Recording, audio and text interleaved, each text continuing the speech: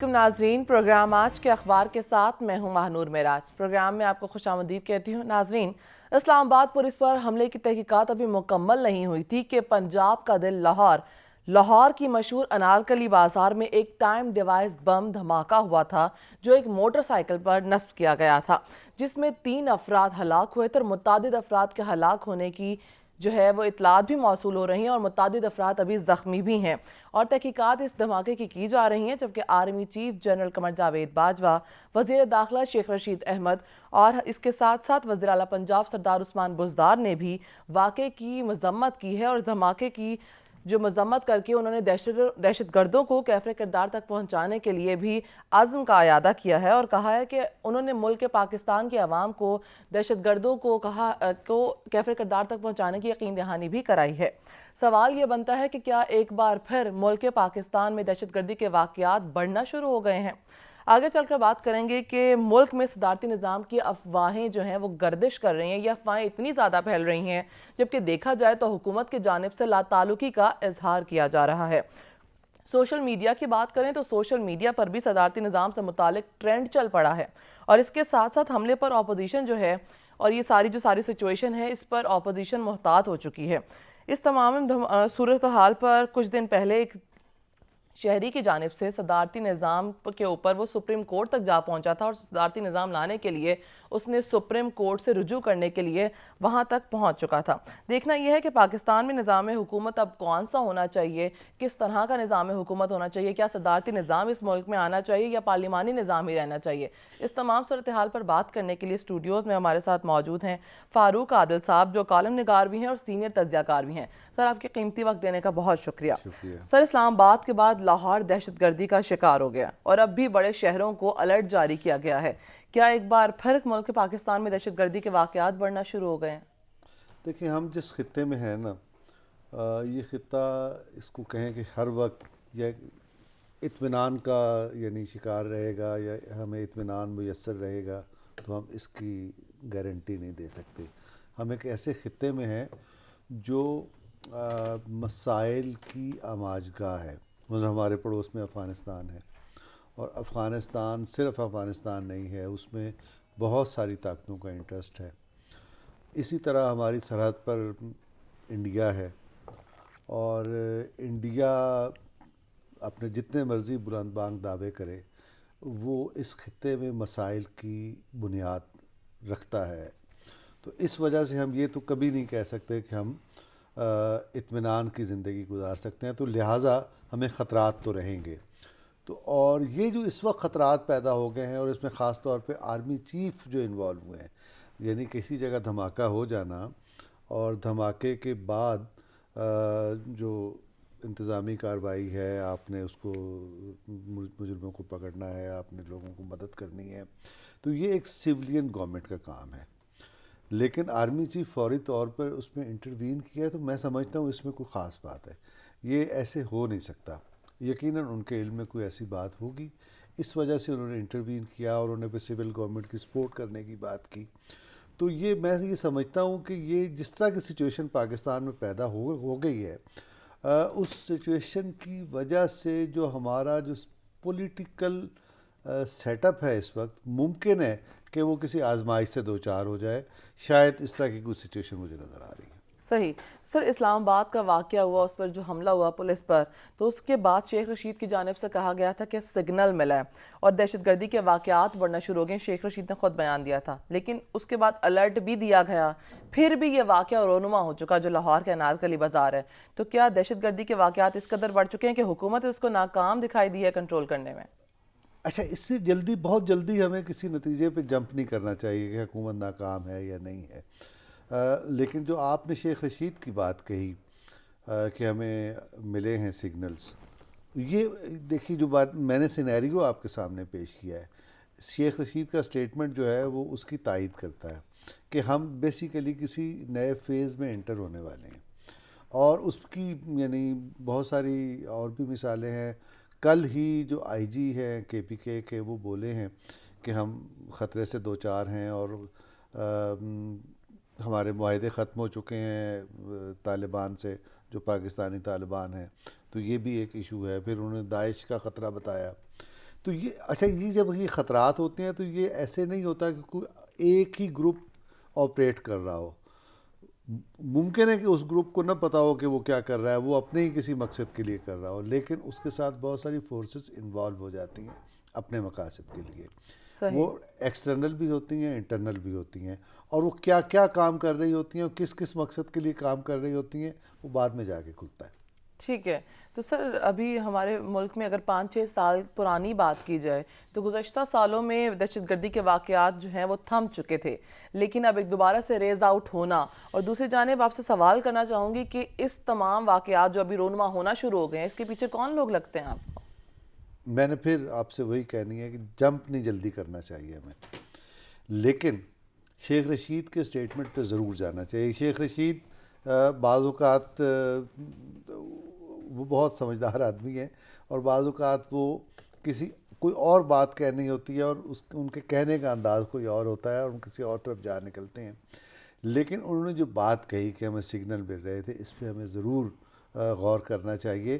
اور میں آپ کو اس کو لنکج جوڑوں گا ان کی بات کو اور اپنی بات کے درمیان، کہ ہم یعنی میں نے جو بات آپ سے کہی ایک ہائپوتھیٹیکلی کہ آرمی چیف جو ایکٹیو ہوئے ہیں، ایک 3 افراد قتل ہوئے ہیں نا، اتنا بڑا کوئی واقعہ نہیں ہے لاہور میں. سارے انسانی جانیں اور تو وہ گئی ٹھیک ہے، ہیں. بالکل صحیح ہے، ہمارے ملک میں سینکڑوں لوگ بھی گئے ہیں. ایسا ہی ہے. کہنے کا مطلب یہ ہے کہ یہ ایک چھوٹا واقعہ ہے، اتنا بڑا واقعہ نہیں ہے. لیکن آرمی چیف لیکن کا آرمی اس میں چیف اس میں ایکٹیو ہوئے ہیں، انٹروین کیا ہے. تو اس کا مطلب کیا ہے؟ اس کا مطلب یہ ہے کہ ان کے پاس بھی کوئی سگنل ہے، ان کے پاس کوئی اطلاع ہے. اور یہ ہمارا انٹرنل، میں یہ سمجھتا ہوں کہ ہماری پولیٹیکل جو سیٹ اپ ہے، ممکن ہے کہ اس میں کوئی آزمائش آنے والی ہو، اس طرح کی کوئی صورتحال ہو. ان سب چیزوں کو آپ بالکل آئسولیشن میں نہیں دیکھ پائیں گے. تو آپ کو مل کے صرف یہ ٹیررزم نہیں ہو سکتا، اس کی اور بھی بہت ساری ڈائمنشنز ہو سکتی ہیں. تو آپ کہہ رہے ہیں کہ اس کے پیچھے بیک اینڈ پہ کوئی اور سٹوری بہت بھی ساری ہو سکتی ہے. بہت ساری ڈائمنشن. حکومتی کارکردگی کی بات کی جائے تو منی بجٹ، مہنگائی، ساری چیزیں ایک جانب رکھی جاتی ہیں، لیکن اگر دہشت گردی کے واقعات ریز اپ ہونا سٹارٹ ہو گئے ہیں تو آپ کو کیا لگتا ہے، آپ کے خیال کے مطابق اس کی روک تھام کس طریقے سے ممکن ہے؟ روک تھام تو اس طریقے سے ممکن ہے کہ ہم اپنے پبلک کو اور اپنے عوام کو کانفیڈنس پہ لیں. ہماری گورنمنٹ کی ڈائریکشن ایک طرف ہوتی ہے اور عوام کی ڈائریکشن دوسری طرف ہوتی ہے. اور ہمیں یہ بتایا جاتا ہے کہ خطے میں پاکستان جو ہے وہ سب سے سستا ملک ہے، رہنے کے قابل ملک ہے. ہمیں پتہ ہے کہ ایسا نہیں ہے. میں ایسی کئی خواتین کو جانتا ہوں جنہوں نے اپنے بچوں کی فیس دینے کے لیے زیور فروخت کیے ہیں اسی دور میں، انہی دنوں. ایسا ہی ہے. تو ایسا کیسے ممکن ہو سکتا ہے کہ یہ ملک جو ہے بہت ہی رہنے کے قابل ہے، بہت ہی سستا ہے، خطے میں سب سے سستا ہے؟ ایسا نہیں ہے. تو یہ ڈائریکشن مختلف ہیں، اور جب ڈائریکشن مختلف ہوگی تو یوں سمجھیے کہ حکومت کے پاؤں کے نیچے زمین نہیں ہوگی. تو یہ حالات ایسے ہی نظر آ رہے ہیں، اور اس چیز کو آپ لاہور کے انسیڈنٹ سے الگ نہیں کر سکتے. بالکل سر. ایک چیز اگر ہمارے ملک میں جس طرح کی گردش کر رہی ہے، عوام رو رہے ہیں اس بڑھتی ہوئی مہنگائی کی جانب، ٹھیک ہے، اور اس کے اوپر سے منی بجٹ کا آ جانا، تو سر یہ منی بجٹ آپ کے خیال میں کیا عوام پر جو مسلط کیا جا رہا ہے یہ عوام کے بھلائی کے لیے کیا گیا؟ گورنمنٹ نے یہی دعویٰ کیا ہے، لیکن ملے جلے رد عمل بھی عوام کا بھی ملا جلا رد عمل گورنمنٹ کا دعویٰ یہی تھا کہ یہ عوام کی بھلائی کے لیے، یا نہیں تھا؟ ایسا ہی ہے. ہاں، ہمیشہ تو گورنمنٹ جب بھی مہنگائی کرتی ہے، جب بھی قیمتوں میں اضافہ ہوتا ہے، پیٹرول کی قیمت بڑھتی ہے، نیا ٹیکس لگتا ہے، کہتے ہیں عوام کی بھلائی کے لیے. اصولی طور پہ یہی ہونا چاہیے کہ حکومت جو فیصلہ کرے وہ عوام کی بھلائی کے لیے ہونا چاہیے. لیکن یہ جو منی بجٹ ہمارے ہاں آیا ہے اور یہ مسائل ایک نئے طریقے سے ابھرے ہیں، یہ کیا چیز ہے؟ یہ چیز یہ ہے کہ بیسیکلی یہ حکومت تیاری کے بغیر اقتدار میں آئی. اس سے پہلے ہمیں بتایا گیا کہ اس حکومت نے بہت تیاری کر رکھی ہے، ان کے پاس بڑے فاضل دماغ ہیں، اور یہ جو ہمارے عمر صاحب ہیں، اسد عمر صاحب، یہ بہت بڑے اکانومسٹ ہیں. لیکن ایک ایک ایک ایک کر کے آدمی آزماتے چلے گئے اور یہ ناکام ہوتے چلے گئے. یہ انہی ناکامیوں کا اثر ہے کہ آج آپ لوگوں کے سامنے بھیک مانگ رہے ہیں، آئی ایم ایف کے سامنے بھی، اور آئی ایم ایف سے بہت زیادہ پیسے نہیں ملنے جا رہے ہمیں. لیکن ہم نے آئی ایم ایف کی ایک قسط لینے کے لیے ہم نے اتنا بڑا اپنے ہم ملک نے کے اندر اسٹیٹ بینک کو گروی رکھ دیا. پتہ نہیں کیا کیا رکھ دیا, اور آپ کے گورنر پنجاب نے کہہ دیا کہ ہم نے سب کچھ لکھ کے دے دیا. تو اگر سب کچھ لکھ کے دے دیا ہے اور گورنر پنجاب یہ کہہ رہا ہے, میں اتنی جلدی بڑے بڑے اسٹیٹمنٹ نہیں دیتا کہ ملک کو بیچ دیا ہے. ملک اتنی آسانی سے نہیں بکتے, اور کوئی حکومت کی خود اپوزیشن یہی تنقیدی بات کر رہی ہے. اپوزیشن کو کہنے دیں, کہنے کا مطلب یہ کہ ملک آسانی سے بکتے نہیں ہیں. لیکن اگر گورنر پنجاب یہ کہہ رہے ہیں کہ ہم نے سب کچھ لکھ کے دے دیا ہے, تو مطلب یہ ہے کہ ہم بہت کچھ کمپرومائز کر رہے ہیں. اور یہ کمپرومائز کیوں ہو رہا ہے؟ بیسیکلی ہماری گورنمنٹ کی توجہ پالیسیز پر نہیں ہے, اور جو پالیسیز پر نہیں ہیں اس ملک میں اسی وجہ سے بے چینی ہے. اس ملک میں اسی وجہ سے یہ گورنمنٹ سٹیبل نہیں ہے, اور اس گورنمنٹ کے پاؤں زمین پر نہیں ہیں. اس وجہ سے بہت سارے آپ کو ہیپیزرڈ فیصلے اس گورنمنٹ کے نظر آتے ہیں. بالکل. اور اس کا نتیجہ کیا نکلتا ہے؟ اس انریسٹ اور ہو جاتا ہے. آپ روز جب بازار جائیں, ابھی جو کل آئے ہیں نرخ آئے ہیں سہ-ماہی کے, اس سے یہ پتہ چلا ہے کہ پھر آپ 20% 30% ریز کر گئی قیمتیں. تو جب خاتون ٹماٹر لینے جائے گی, مٹر بڑی بیچاری معصوم سی سبزی ہے, مٹر خریدنا مشکل ہے اس ملک میں, بہت مشکل ہے, مہنگائی بڑھتی جا رہی ہے. ٹھیک ہے فاروق صاحب, بریک سے واپس آتے ہیں تو اسی ٹاپک کو کنٹینیو کریں گے. ناظرین یہاں وقت ہو ایک بریک کا.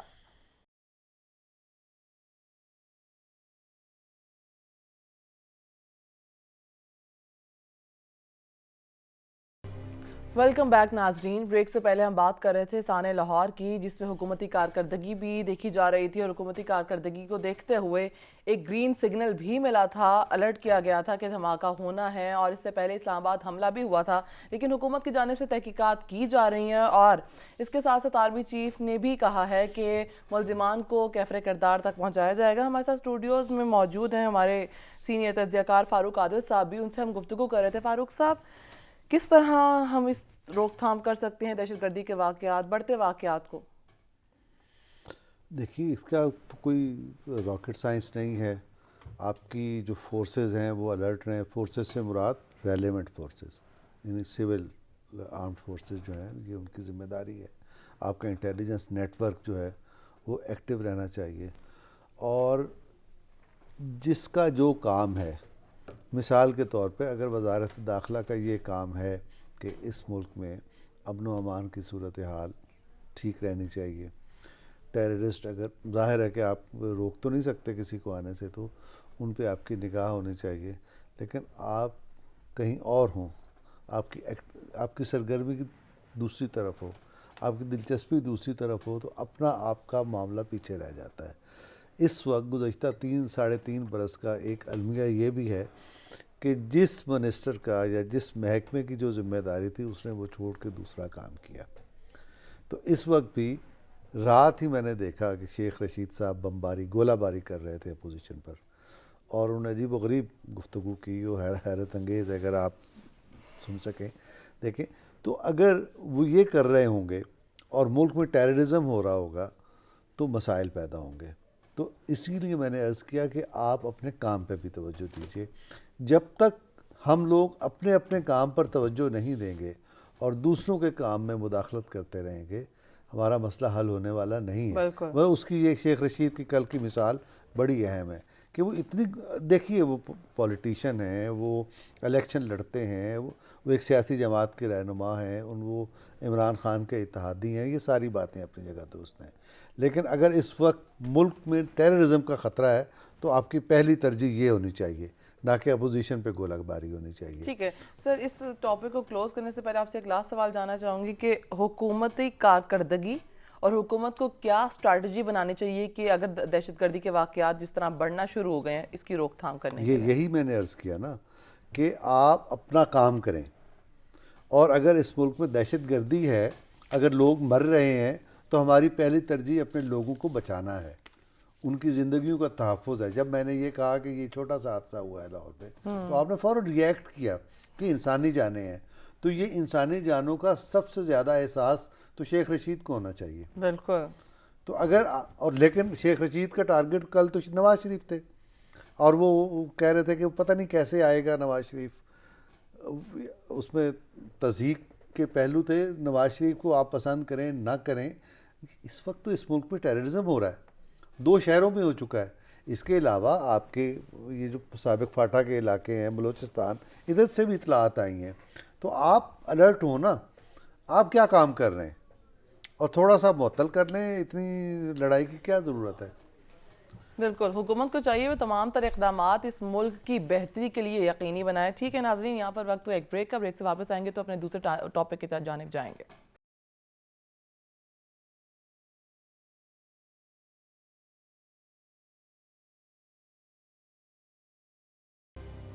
ویلکم بیک ناظرین. ملک میں صدارتی نظام کی افواہیں ہیں گردش کر رہی ہیں اور حکومت تعلقی کا اظہار کر رہی ہے. اس پر بات کرنے کے لیے اسٹوڈیوز میں فاروق حیدر صاحب موجود ہیں. فاروق صاحب آپ کا بہت شکریہ. فاروق عادل صاحب، پاکستانی میڈیا بالخصوص سوشل میڈیا پر پارلیمانی نظام حکومت اور صدارتی نظام پر بحث چل رہی ہے. آپ یہ بتائیے کہ پاکستان میں صدارتی نظام کے خواہش مند کون لوگ ہیں آخر؟ مجھے کیا پتہ کون ہے. دیکھیے، میری کچھ لوگوں سے گفتگو کل بھی ہوئی، بڑے اہم لوگوں سے جو اس حکومت میں ہیں. ان کا خیال یہ ہے کہ حکومت کے اندر یہ خواہش موجود ہے کہ ہمیں یہ نظام تبدیل کرنا چاہیے اور صدارتی نظام کی طرف جانا چاہیے، لیکن کیا حکومت نے وہ ہوم ورک مکمل کر لیا ہے؟ جو میری اطلاع ہے اور میری آبزرویشن بھی ہے، دونوں یہ ہیں کہ ایسا کچھ نہیں ہوا. نہ وہ ہوم ورک مکمل. دیکھیے، صدارتی نظام لانے کے لیے یوں کہیے کہ بالکل جیسے نہیں ہوتا دنیا کو الٹ دینا، یہ ایسے بالکل اس طرح سے الٹ دینے والی بات ہے. پاکستان کے موجودہ جو کانسٹیٹیوشنل سیٹ اپ ہے اس میں یہ ممکن نہیں ہے. آپ کو نئے آئین کی ضرورت ہے. لوگ کہتے ہیں کہ اس میں فلاں کر دیں گے، یہ چینجز کر دیں گے، یہ چینجز کر دیں گے. یہ ممکن نہیں ہے. سپریم کورٹ اپنے بہت سارے فیصلوں میں یہ آبزرویشن دے چکی ہے کہ پاکستان کے 4 فنڈامنٹلز ہیں کانسٹیٹیوشن کے. ایک اس کا نام، دوسرا اس کی جغرافیہ اور 4 اس کے صوبے، تیسرا اس کا اسلامی جو تشخص ہے کہ پاکستان کا سارا کاروبار قرآن اور سنت کی روشنی میں چلے گا، اور چوتھا اس کا فنڈامنٹل اور پلر یہ ہے کہ وہ پارلیمنٹری سسٹم ہوگا. آپ جتنی مرضی ترامیم کر لیں کانسٹیٹیوشن میں، ان 4 چیزوں کو ہاتھ پہ نہیں لگا سکتے. مطلب آئین میں گنجائش نہیں ہے؟ ایسا کچھ نہیں ہے. ٹھیک ہے. اس وقت جو چیز سامنے آ رہی ہے وہ ایسا محسوس ہو رہا ہے کہ یہ یوں کہیے کہ سچویشن کوئی اور ہے، سامنے یہ آ رہی ہے، کھیل کوئی اور چل رہا ہے. تو صحیح. اور بعض لوگوں کی رائے یہ بھی ہے کہ یہ اس وقت عمران خان یا ان کی گورنمنٹ جن مسائل کا شکار ہوئی ہے، اور خاص طور پر گزشتہ 3 ساڑھے 3 برس میں اپنی جو اس کی کارکردگی بہت اچھی نہیں رہی ہے، اور اس کا فیڈ بیک فوراً ملا اس گورنمنٹ کو. کے پی کے میں الیکشن ہار گئے، پنجاب میں سارے بائی الیکشن ہار گئے، سندھ میں بھی، اور آپ کے بلوچستان میں یہی صورتحال ہے. تو یہ ایک فرسٹریشن اور کا بھی شکار ہے یہ گورنمنٹ. اور اس کے علاوہ جو آپ کا الیکشن کمیشن میں معاملہ چل رہا ہے، فارن فنڈنگ کیس، اس میں بھی تحریک انصاف کے پاس اب کوئی جائے پناہ نہیں ہے. یعنی بیسیکلی تحریک انصاف کا جو کیس ہے وہ ختم ہو گیا ہے، اور فارن فنڈنگ آلموسٹ وہ جو ایک برانڈ بن گئے تھے عمران خان ایمانداری کے، وہ برقرار نہیں رہا. تو یہ وہ جو میں نے عرض کیا نا کہ اچھا اشاروں میں بات کر رہا ہوں، میں بہت کھل کے بات نہیں کر رہا ہوں. کہنے کا مطلب یہ ہے کہ جو اس طرح کی سچویشن پیدا ہو رہی ہے، اس سچویشن کی وجہ سے بعض اوقات حکومتیں، سیاستدان، اپوزیشن کے لوگ بھی، دیگر ادارے بھی، وہ اپنے مقاصد کے لیے بعض اوقات اس طرح کے شوشے بھی چھوڑتے ہیں، ٹیسٹ بھی کرتے ہیں. تو یہ اس طرح کی کوئی بہت ہی پیچیدہ سا مکسچر ہے یہ.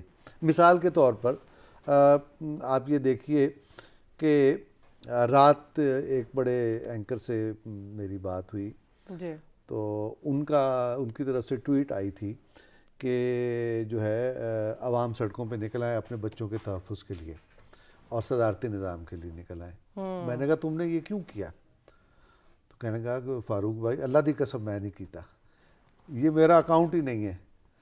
اچھا ٹھیک ہے, اور یہ ایک اینکر نہیں ہے, یہ بہت سارے اینکرز نے یہ شکایت کی ہے کہ یہ ٹویٹ ان کی نہیں ہے لیکن ٹویٹ آئی ہے. تو یہ کون کر رہا ہے؟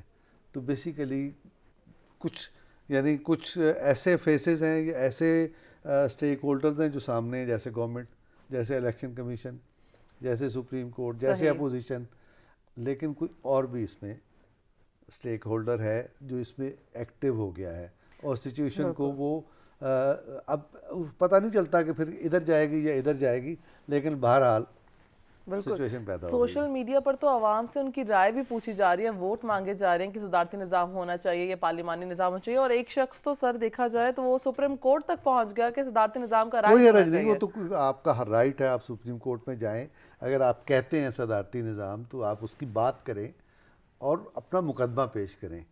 ابھی تک کسی نے اس ملک میں مقدمہ پیش نہیں کیا ہے, اور سپریم کورٹ میں جو بندہ گیا ہے اس کی پلی ریجیکٹ کر دی گئی ہے, وہ ریجیکٹ ہو چکی ہے. اور کیوں ریجیکٹ ہوئی ہے؟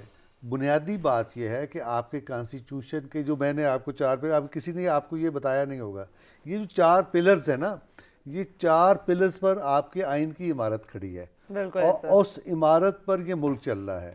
تو فی الحال اس پلرز کو کھینچنے کا, اس میں سے کوئی ایک پلر گرانے کا کوئی رسک مول لے نہیں سکتا, اور اس سے اتنی گرد اٹھے گی کہ اس گرد میں اور اس آندھی میں کا سامنا کرنے کے لیے جس حوصلے کی ضرورت ہے ابھی تک کسی میں نہیں ہے. کہنے کا مطلب یہ کہ آپ کو نیا آئین بنانا پڑے گا. کیا پاکستان کی تقسیم شدہ سوسائٹی میں کسی میں اتنی طاقت اور جان ہے کہ وہ نئے آئین کی بات کرے؟ نیا آئین 73 میں بن گیا, اس سے پہلے آپ لوگوں نے بڑے تماشے کیے آئین بنانے کے سلسلے. 56 کا آئین تباہ کر دیا, اس سے پہلے آئین بننے جا رہا تھا, آپ نے اس کو بننے نہیں دیا. 56 کا آپ نے ختم کر دیا اور اس ملک کو ماشاء اللہ کی نظر کر دیا, اور ایوب خان نے اس ملک کے ساتھ وہ کیا جس کے نتیجے میں ملک تقسیم ہو گیا. تو اس کے بعد اگر اب 73 کا آئین بنا ہے تو اب جو لوگ اس کے پیچھے پڑ گئے ہیں, دراصل ان کو اندازہ نہیں ہے کہ وہ موت کے پروانے پہ دستخط کر رہے ہیں. ان کو سر باقی ملکوں کی بات کی جائے تو وہاں پر تو صدارتی نظام رائج ہے نا. کہاں؟ اگر ہم امریکہ کی بات کریں, باقی ملکوں کی بات کریں, امریکہ میں 52 صوبے ہیں, پاکستان میں 4 صوبے ہیں. ذرا سمجھ لیجئے گا اس کو. پاکستان کا جو ڈیموگرافی ہے, صرف پنجاب جو ہمارے اسلام آباد کے پڑوس میں صوبہ ہے, اگر کل پنجاب کی کوئی پاپولر پارٹی اٹھے, مثال کے طور پہ میاں نواز شریف, اور وہ کہے جی میں صدارتی الیکشن لڑنا چاہتا ہوں, تو ان کو تو سندھ میں, بلوچستان میں, KPK میں جانے کی ضرورت ہی نہیں ہے, وہ تو پنجاب کے اندر بیٹھ کے الیکشن جیت جائیں گے. اگر وہ پنجاب میں الیکشن بیٹھ کے جیت گئے تو باقی تینوں صوبے آئسولیشن میں چلے جائیں گے, اور ہمیشہ پنجاب سے آدمی جیت کے آئے گا. آج نواز شریف آئیں گے, کل عمران آ جائے گا, پرسوں کوئی اور آ جائے گا. بالکل آئین تو میں اس کا مطلب یہ ہے کہ صدارتی نظام پاکستان کی گراؤنڈ ریالٹیز کے ساتھ مطابقت نہیں رکھتا. اور جن لوگوں نے یہ شوشہ چھوڑا ہے ان کو پاکستان کی گراؤنڈ ریالٹیز کی خبر بھی نہیں. صحیح سر, ٹائم ختم ہو رہا ہے تو لاسٹ سوال آپ سے 1 لائن میں جاننا چاہوں گی کہ ملک کے حالات کیسے بہتر ہو سکتے ہیں؟ ملک کے حالات کیسے بہتر ہو سکتے ہیں؟ ہمارے دوست ہیں ڈاکٹر طاہر مسعود, پچھلے دنوں وہ یہ شمالی علاقہ جات کی سیر کو گئے, تو وہاں کسی چشمے کے کنارے بیٹھ کے ان کی کیفیت ایسی ہوئی کہ انہوں نے ڈھیروں حمدیں کہہ دیں. اور ان کی وہ ایک کتاب ہے, یہ میں آپ کو دکھاؤں گا, یہ ہے جی مہربان اللہ کے لیے نظمیں. ادھر بھی دکھا دوں؟ دکھا دیں آپ سے. اچھا, مہربان اللہ کے لیے نظمیں. اس میں ایک نظم ہے, اس کا عنوان تو ہے کہ حکمراں اچھے کیسے ہوں, لیکن اس میں جو میسج ہے وہ یہ خیر خواہی, یعنی خیر خواہی کا جذبہ ہماری سوسائٹی سے کہیں غائب ہو گیا ہے. حکومت عوام کی خیر خواہ ہوگی تبھی اس ملک کے حالات بہتر ہوں گے. عوام بھی حکومت کے خیر خواہ ہوں, الگ وائس ورسا ہے یہ. بالکل. تو وہ یہ کہتے ہیں کہ آپ دعا کرتے رہیں, برا کہتے, اے مالک توفیق دے حکمراں کو نیک توفیق, اور یہ توفیق کہ نہ بھولیں اپنا وعدہ اور نہ بدل جائیں حکمراں بننے اور تخت شاہی پر بیٹھتے ہی. تو حکمران کے لیے دعا کرنے کی بھی ضرورت ہے. ہمارے ہاں نہ حکمران کے لیے کوئی دعا کرتا ہے نہ کوئی عوام کے لیے دعا کرتا ہے، دعا بھی کوئی نہیں کرتا. حکمران اور عام دونوں کے لیے دعا کرنے کی ضرورت ہے. فاروق عادل صاحب سینئر تجزیہ کار کالم نگار ہمارے ساتھ اسٹوڈیوز میں موجود ہے. سر آپ کے قیمتی وقت دینے کا بہت شکریہ. ناظرین پروگرام کا وقت یہاں پر اختتام پذیر ہوا. مانور معراج کو دیجیے اجازت. خدا